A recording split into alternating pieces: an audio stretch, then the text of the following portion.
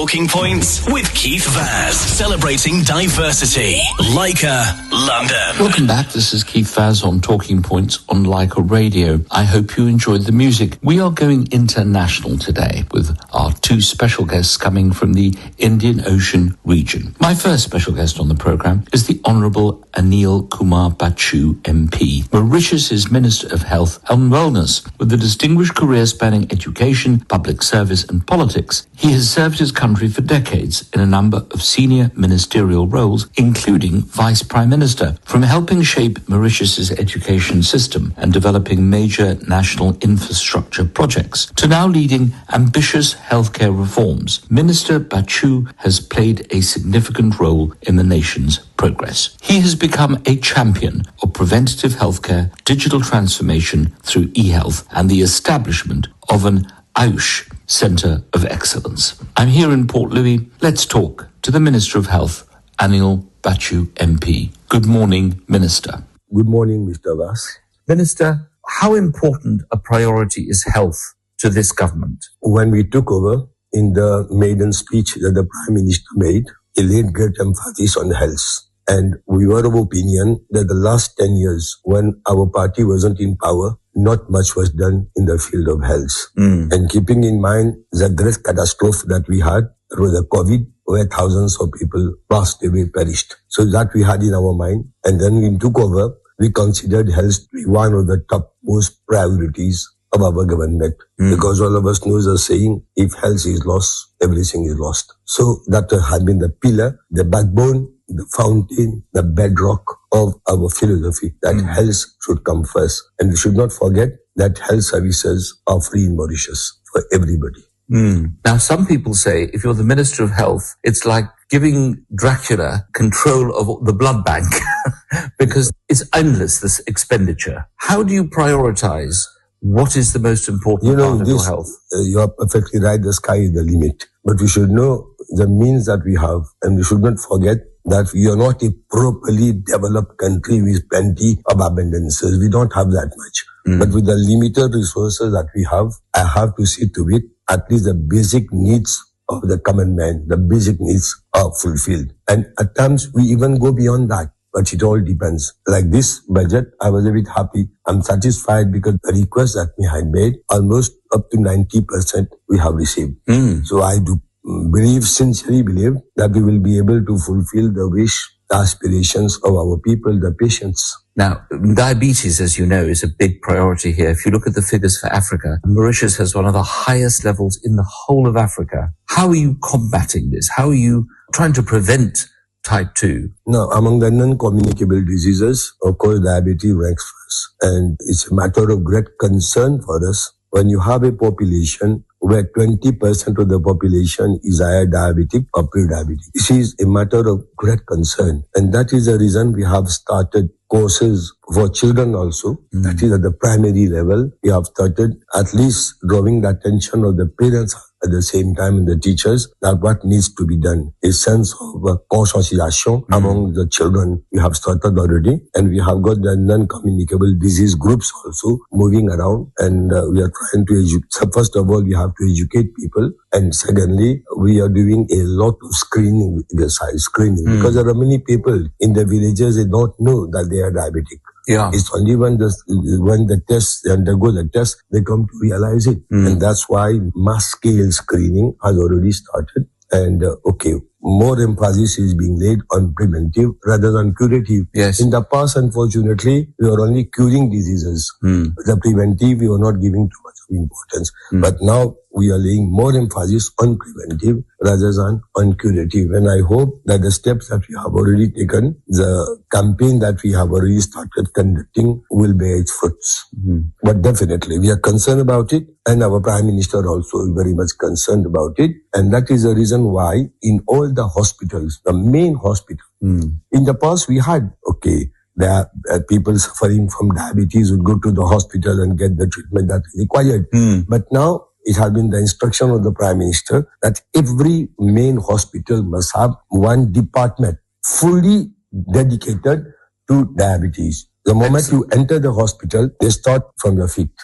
Earlier they used to, it was very normal type of treatment, but now they start from the foot and they go up till the heart. And they will check you within 2 hours. All the checking is done. You don't have to move from one place to the other, or you have to wait for a week or two. This is Keith Vaz on Talking Points on Lyca Radio. I'm having a most interesting discussion with Mauritius's Minister of Health, the Honourable Anil Bachoo MP. We're going to take a short break. When we come back, we're going to further explore the work that he is doing in Mauritius. The personalities that matter with Keith Vaz on Talking Points. Lyca Radio. Welcome back. This is Keith Vaz on Talking Points on Lyca Radio. I'm talking to the Minister for Health and Wellness here in Mauritius, in the Indian Ocean. We're talking about preventative medicine and how more can be done to ease and to benefit the health of a nation. How do you as the minister decide, I'm going to give this much of the budget to GPs, this much to hospitals, this much to terminal care? How do you decide between those three competing priorities? Okay, that is decided definitely by the ministry itself. Okay, I have got my say, but that is decided by and we try to share it equally in for all the departments. For example, we have got, let us say, 5 main centralized hospitals. So we equitably utilize the sums for all the hospitals. Plus, we have got some specialized hospitals also. So the center here from my ministry, we try to direct all. We work in such a way that no department should feel that they are underutilized or they have not properly been compensated or they have not been given enough money, enough resources. So that is almost, Mauritius being a small country with a small population, but here everybody knows everyone.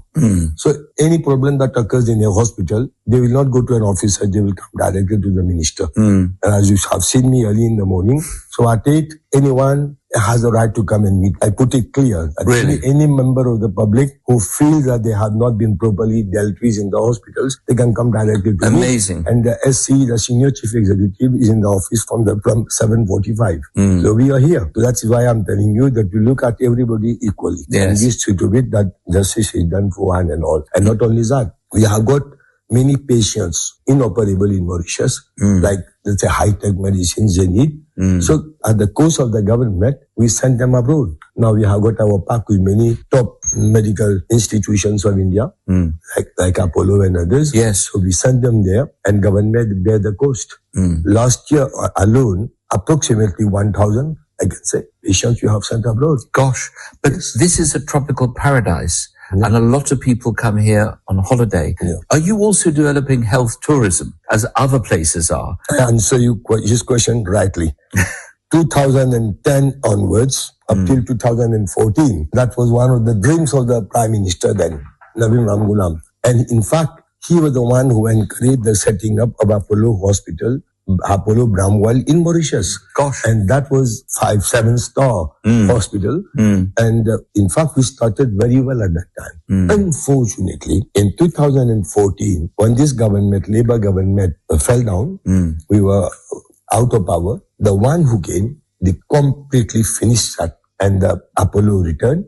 Bramwell non-existent. And then there was this stagnancy. Now I get the feeling, I can share your opinion, like they have got in India, for example. They have got areas where you have got plenty of top-class hospitals like Gurgaon and Noida. You go to Chennai, top hospitals in Bombay, where you find thousands of foreigners going there. Right.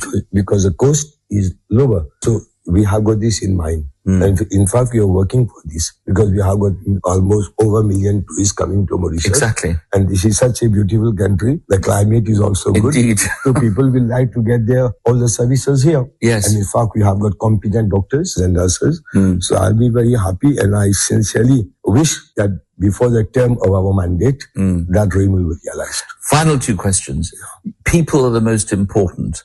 Doctors, nurses, making sure you get more and more people coming forward. What are you all doing to recruit and train more doctors and more nurses? Every Minister of Health has asked this question in Parliament. How many more doctors have you got? How many more nurses? What's your answer to that? How do you get more people trained? This is one of the most difficult questions that you're asking me. Very difficult. And why I'm telling you difficult? Because when we took over, it won't be very good for me also to keep on hitting at the back. But when we took over, the last 10 years, there have been there was very, very little recruitment of doctors and nurses. As a result of which, there is a lack of almost 1,800 nursing officers in our hospitals. Now, to fill in the gap, you can't do it overnight. Many people don't understand. They even criticize me for that. I can't do it overnight because if we are going to recruit, we cannot pick up anyone who has completed his higher secondary school examination and take him to work as a nurse. He needs to undergo training for a minimum of 3 years and he must have a diploma. Right. So this is very important. You have got a nursing school. And the nursing school was almost inexistent for the last 10 years. Right. So we have revived the nursing school and we have started recruiting. In this budget has made provision for the recruitment of 2,220. Gosh. Exactly. Nursing officers, doctors and professionals. Yeah. We have already made provisions. Yeah. Now the question is, do we have so many in our market? So if that is not available, then definitely I will have to have recourse for foreign labor. So what I want to say, that we want to recruit, we want to go fast. And this is a fact. Everybody knows a lack of nursing officers in hospital leads to a great chaos. We are facing that problem, but I can assure you that say within a year or in 1 year's time, things will improve a lot. And I have put up my mind on that. We are going to do it. And as far as doctors are concerned, some top specialized doctors from different disciplines like heart surgery, oncology, and others, vascular surgery. Yeah. So these we are getting from India. They do come, stay here for a week, they do the work and they go back. There you go. Final question. Some health ministers don't want private. Some health ministers want everything to be private. Where do you stand on the private sector in healthcare? I'm the midway. I should not be misinterpreted because last week I know why you're asking me the question. During the debate, parliamentary debate, I think I went a few steps further by being a bit critical about the private sector. But I didn't generalize it. I had in mind certain practices which I didn't like. I had in mind certain practices. Oh, really? I did not like those practices, so most probably I get the feeling I had gone a bit too far. But in fact, I'm not against the private sector. We want to work together. My own son is working in the private sector. Yes. In a private hospital. So I don't have anything against them. And here in Mauritius, when we see that certain surgical operations cannot be conducted in the hospital because of lack of doctors, so we turned over the private sector. We asked them the fees, whatever, we sent quotations. And if I'm not mistaken, every year about 25 to 50 patients we send to them. Yes. So we're not against them. Yes. But only thing is that they must not exaggerate. The limit should be maintained. So if they run within the limits, they don't go beyond limits. For example, exploitation, because this is one department where exploitation is almost a sin. So we should not be done. So I am PBs, the private sector. I don't have any problem. Minister Anil Bachoo, I have been all over the world interviewing health ministers. I've never known someone to get up quite so early and to have an open door to say, come in and ask me any questions. It's been a great pleasure and honor speaking to you today. And we hope to see you again in the not too distant future. Once again, I would like to thank you on behalf of my ministry, our government, the Prime Minister, and say thank you on behalf of all our patients. And best wishes to all the listeners of Lyca Radio.